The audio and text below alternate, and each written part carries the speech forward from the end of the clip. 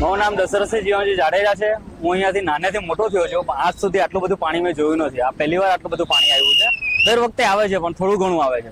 આ વખતે એવું છે કે અમારું સામાન, અમારું અનાજ, કરિયાણું કે મારી દુકાનનું મારું સામાન પણ બધું ટોટલી જતું રહ્યું છે। તમે આ બહુ જોવો ને તો સાફોલિયાની અંદર આ શાકભાજી માર્કેટ છે, ત્યાં આગળ આજ સુધી એટલું પાણી નથી શાકભાજી ડૂબી જાય। અત્યારે શાકભાજી પણ બહુ તણાઈ ગયું છે ને બધું, આટલું અમે આટલે સુધી પાણી 2006 માં આવ્યું હતું, આપણે જોયું હશે બધાએ। એ પછી હમણાં આ પાણી આવું આવ્યું છે। તમારો સારો બિઝનેસ છે અને કેટલું નુકસાન છે? મારું જીવન ફોટો સ્ટુડિયો છે, મારું સ્ટુડિયોનું કામ છે। મારી અંદર લેપટોપ, કોમ્પ્યુટર, પછી પેપર વર્ક, ટોટલી વસ્તુ મતલબ પાણીમાં જ છે। હવે જયારે નીકળશે, ચાલે નહીં ચાલે એના પર આઈડિયા આવશે કે કેવું છે એવું।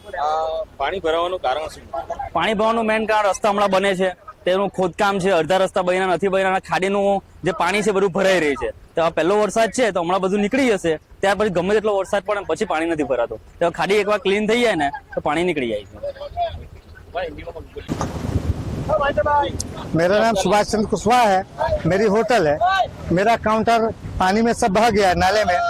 यहाँ पानी का निकासी नहीं बराबर है। नाले का काम चालू है, पूरा नहीं हो पाया बारिश के पहले, इसलिए पानी का निकासी नहीं था, इसलिए पूरा काउंटर बह गया। और मेरा काउंटर जाके आगे रुका हुआ है नाले में, उसमें 10-20 हजार का माल पड़ा है, बाकी अंदर पड़ा है। कितना नुकसान है? 40 हजार का पूरा अंदर पड़ा है। 80-80 हजार का फ्रिज है और काउंटर है, उसमें पूरा माल खराब हो रहा है।